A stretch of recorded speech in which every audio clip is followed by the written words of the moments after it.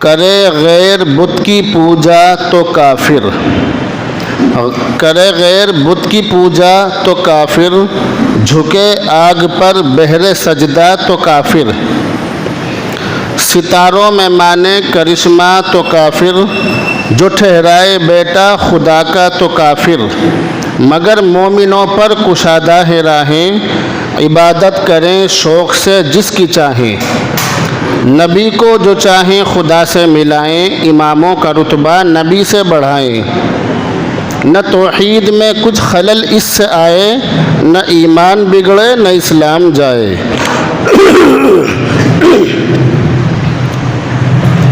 قرآن کریم کی دو آیتیں میں نے خطبے میں پڑھی ہیں، اور یہ دونوں آیتیں سورہ حجرات کی آیت نمبر 1-2 یعنی پہلی دو آیتیں ہیں۔ سورہ حجرات قرآن کریم کے 26ویں پارے میں ہیں اور 2 رکوع کی آیت ہے، 2 رکوع کی صورت ہے۔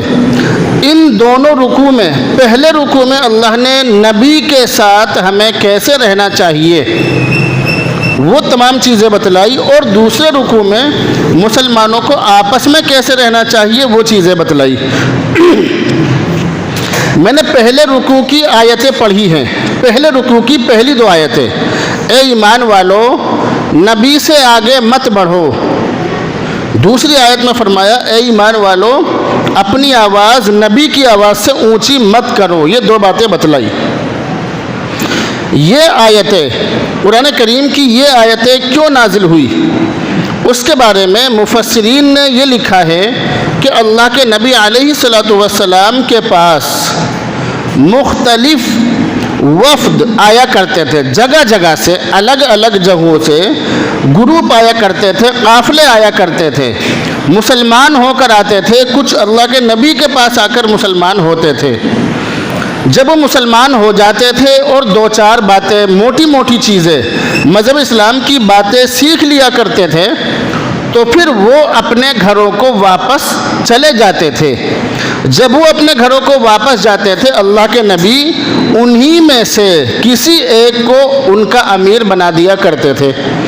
اس امیر کا کام یہ ہوتا تھا کہ وہ اللہ کے نبی سے اپنا واسطہ اور کانٹیکٹ رکھتا تھا، رابطہ رکھتا تھا، اللہ کے نبی سے باتیں معلوم کر کر کے اپنے لوگوں کو، اپنے متعلقین کو دین کی باتیں پہنچاتا تھا، اس کا یہ کام ہوتا تھا۔ قبیلہ بنو تمیم جو ایک قبیلہ تھا، اس کا ایک وفد یعنی کچھ لوگ مسلمان ہو کر اللہ کے نبی کی خدمت میں آئے۔ آنے کے بعد کچھ دن رہے، جب ان کے جانے کا وقت ہوا تو اللہ کے نبی نے ان میں سے کسی ایک کو امیر بنانا چاہا۔ امیر بنایا نہیں لیکن بنانا چاہا کہ کسی کو امیر بنا دوں۔ اللہ کے نبی کے بولنے سے پہلے آپ بیٹھے ہوئے تھے، آپ اپنے کام میں لگے ہوئے تھے، اس سے پہلے ہی حضرت ابو بکر صدیق اور حضرت عمر فاروق رضی اللہ عنہ ان دونوں میں آپس میں بحث ہونے لگی کہ ان کا امیر اس کو بنانا چاہیے۔ وہ کہنے لگے اس کو نہیں، اس کو۔ دونوں نے اپنے اپنے اعتبار سے لوگ فکس کر لیے، سلیکٹ کر لیے کہ انہوں نے کہا، حضرت ابو بکر نے کہ ان کے امیر یہ ہونے چاہیے، حضرت عمر نے کہا کہ یہ نہیں، یہ بہتر ہے، یہ ہونے چاہیے۔ اسی بحث باسی میں، اسی بحث میں اتنی زور سے بولنے لگے کہ ان کی آواز بہت اونچی نکلنے لگی۔ بحث میں اللہ کے نبی کی آواز سے بھی اونچی آواز ہو گئی۔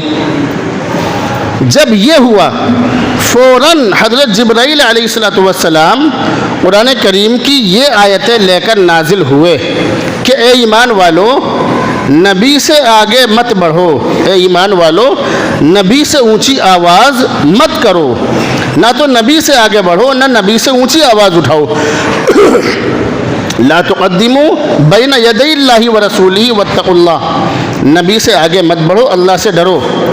لا ترفعوا اصواتکم فوق صوت النبی، نبی کی آواز سے اونچی اپنی آواز مت کرو۔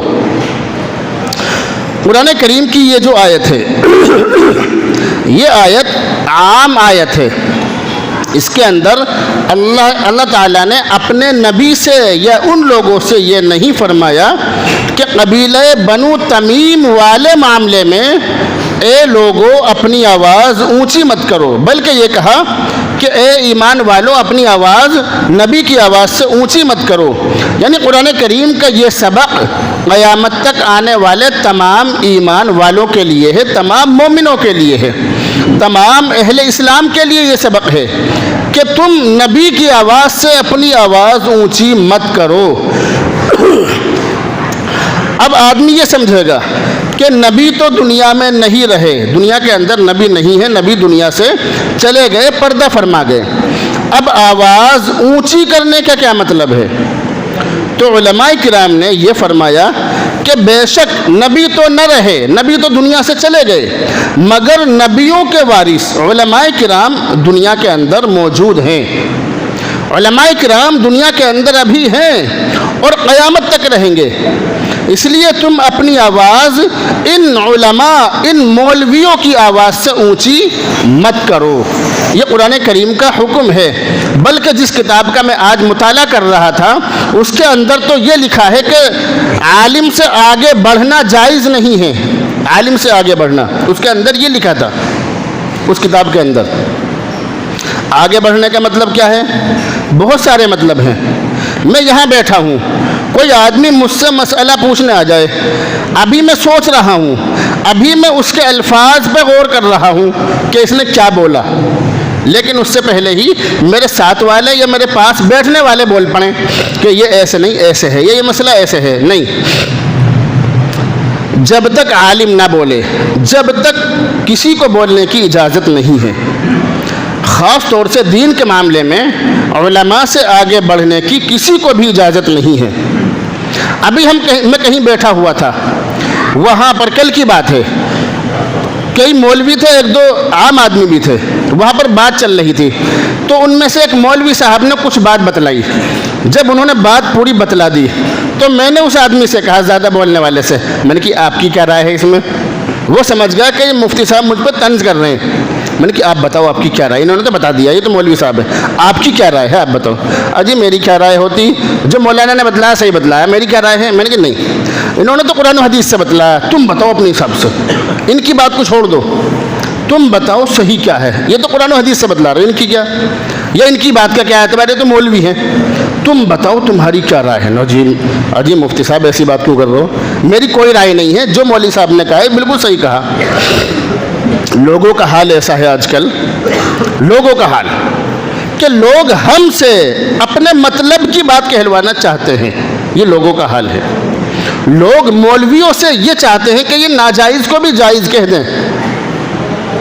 ان لوگوں سے ہم یہ کہتے ہیں کہ ہم ناجائز کو ناجائز ہی کہیں گے، آپ مت مانو کوئی بات نہیں، لیکن جو ہے ہم وہی کہیں گے۔ ابھی 1 مہینے پرانی بات ہے، کسی صاحب کا فون آیا کہ جی ایک مسئلہ پوچھنا ہے، میں نے کہ پوچھو۔ میں نے انہیں بتلایا کہ مسئلہ ایسے ہے، یہ ناجائز ہے۔ وہ ادھر ادھر کی گھمانے لگے۔ میں نے کہا جائز کہلوانا چاہ رہے ہو مجھ سے؟ میں نہیں کہنے کہوں جائز ہے، ناجائز ہے، ناجائز ہی رہے گا، ناجائز ہی کہوں گا اسے، جائز نہیں کہنے کہوں۔ تم کتنے گھما لو مجھے، گھوم گھام کے یہیں آؤ گے میرے پاس، یعنی اس ٹاپک پہ ہی آؤ گے، کتنے گھما لو، جو ناجائز ہے وہ ناجائز رہے گا۔ ابھی پرسوں ایک صاحب کا فون آ گیا، بہت تکڑی ان سے گرما گرمی ہو گئی اسی بات پہ کہ جی مولوی صاحب، مفتی صاحب۔ میں نے کہا ہاں بولو۔ میں بول رہا ہوں فلاں آدمی فلاں جگہ سے، ہاں پڑوسی۔ میں نے کہا بتاؤ ایک مسئلہ پوچھنا ہے۔ میں نے کہا پوچھو۔ ہوم لون لینا کیسا ہے؟ میں نے کہا اس مسئلے کو لکھو، کیونکہ ہم سے سوال کرنے والے کا جو انداز ہوتا ہے نا، ہم پہچان لیتے ہیں کہ کیا چاہ رہا ہم سے۔ میں نے کہا اس مسئلے کو لکھو اور لکھ کے خادم اسلام میں لے جاؤ، وہاں مفتی صاحب ملیں گے، ان سے لکھت روپ میں لے کے آنا۔ جی مجھے پتہ ہے مسئلہ کیا ہے، میں تو آپ سے پوچھنا چاہ رہا ہوں۔ میں نے کہ بحث کرنا چاہ رہا ہوں یا معلومات؟ نہیں جی بحث نہیں، آپ نے کسی کو بتلایا تھا، آپ نے کسی کو بتلایا کہ ہوم لون لینا ناجائز ہے، کسی آدمی کو بتلایا؟ میں نے کہ میں نے کسی آدمی کو نہیں بتلایا، میں نے جمعے کے بیان میں بتلایا سب آدمیوں کو کہ بالکل ناجائز ہے۔ وہ کہنے لگا جی جس آدمی کے پاس میں بیٹھا ہوں یہ کاروبار میں آگے نہیں بڑھ رہا، یہ تمہاری بات پہ عمل کر رہا کہ جی لون لینا بالکل حرام ہے، تو اس نے آپ کی بات پکڑ رکھی کہ مفتی صاحب نے منع کیا اس لیے میں لے نہیں سکتا، اب آپ انہیں بتاؤ کیا کرنا۔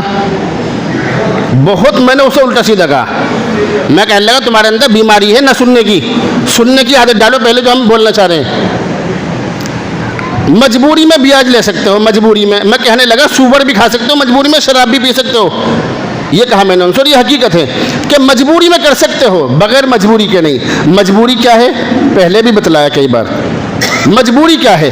یہ مجبوری نہیں ہے کہ دیوالی کا آفر چل رہا ہے، بیاج پہ پیسہ اٹھایا فریج لے آئے۔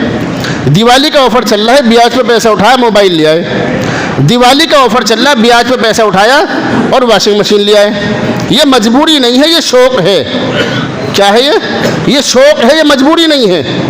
کاروبار بڑھانے کے لیے لون لینا مجبوری نہیں ہے، شوق ہے، شوق۔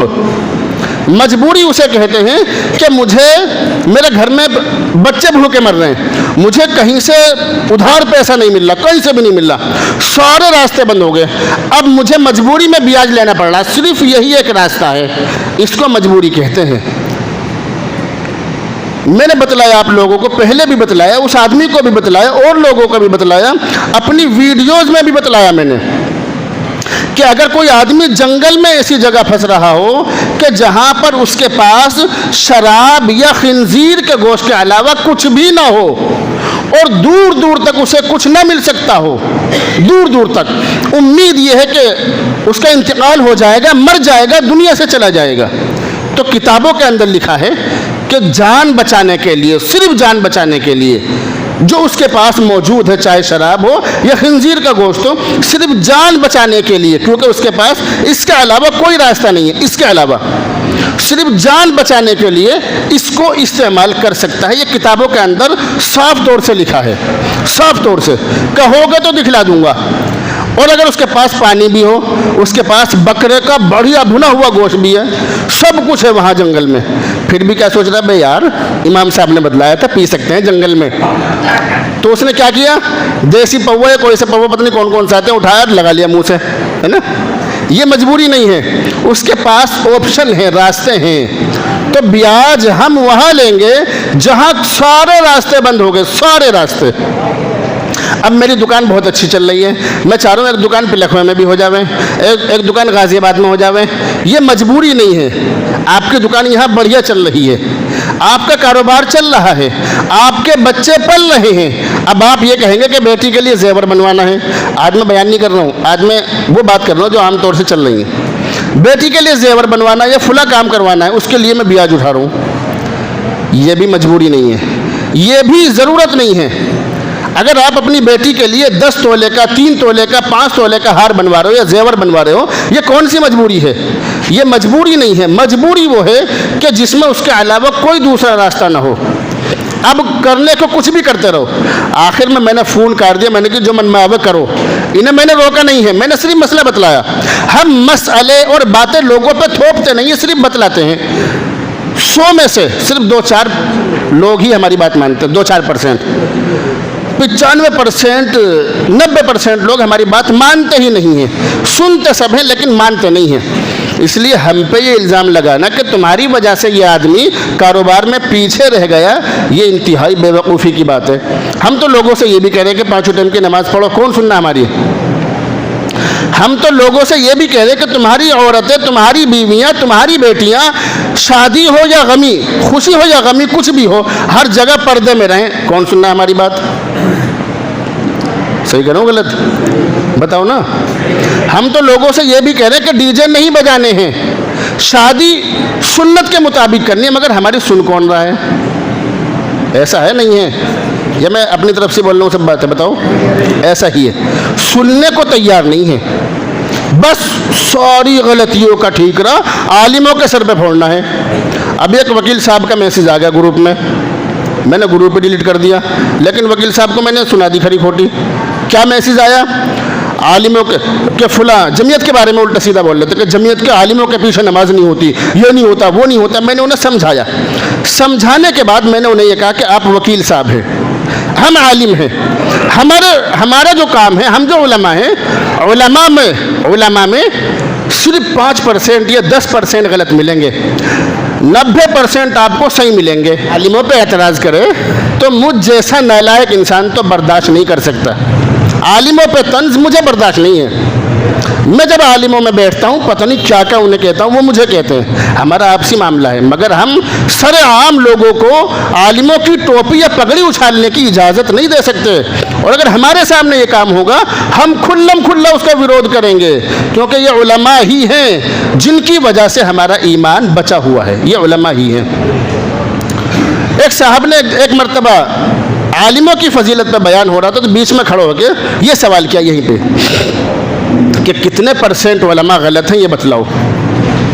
تو میں کہتا ہوں کہ کیلکولیٹر لے کے پہلے پوری دنیا میں گھومو کہ کتنے عالم ہیں، پھر ان میں سے دیکھو کون صحیح ہے کون غلط ہے، آپ کی کسوٹی پر کون صحیح اتر رہا ہے اور کون غلط اتر رہا ہے آپ دیکھو۔ پھر میں لوگوں کو یہ بات سمجھاتا ہوں کہ اگر کوئی عالم غلط ہے، عالم نہیں کوئی عام آدمی بھی غلط ہے، کوئی عام مسلمان بھی غلط ہے، تو بھی آپ اس کو اس کے سامنے جا کے سمجھاؤ کہ ہمیں آپ کی یہ بات اچھی نہیں لگ رہی، یا میری سمجھ میں یہ بات نہیں آ رہی۔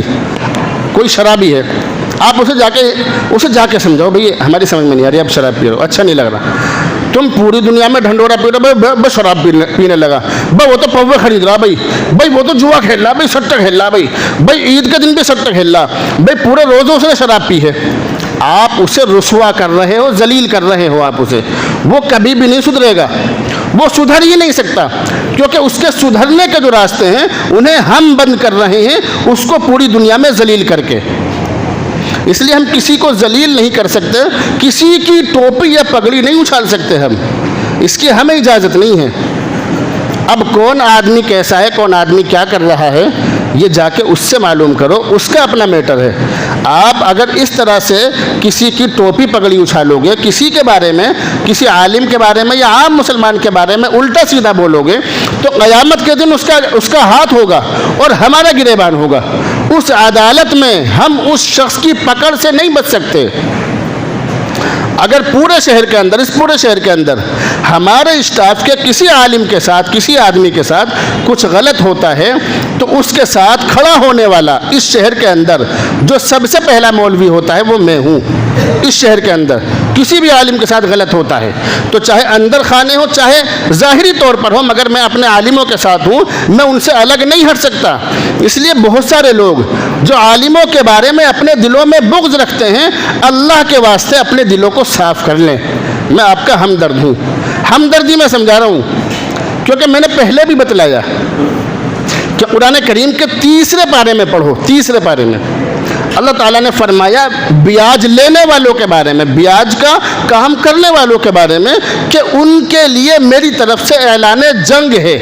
یہ آپ پڑھو قرآن کے 3 پارے میں۔ اب اٹھا لو بخاری شریف کے اندر اللہ کے نبی کی ایک حدیث ہے، من عاد لی ولی فقد آذنتہ بالحرب، کہ جو میرے کسی ولی سے دشمنی رکھے، میرے دوست سے دشمنی رکھے، میری طرف سے اس کو اعلان جنگ ہے۔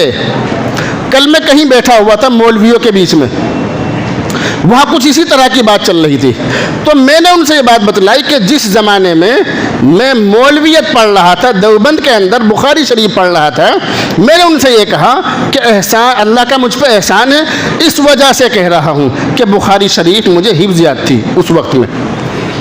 تو میں نے انہیں بھی بتلائی یہ بات، اور آپ کو بھی بتلا رہا ہوں کہ صرف 2 گناہ میری نظروں میں ایسے ہیں، صرف 2 گناہ کہ جن کے بارے میں اللہ نے اس آدمی کو جنگ کا اعلان کیا کہ جو اس کام کو کرے گا میری طرف سے اعلان جنگ ہے۔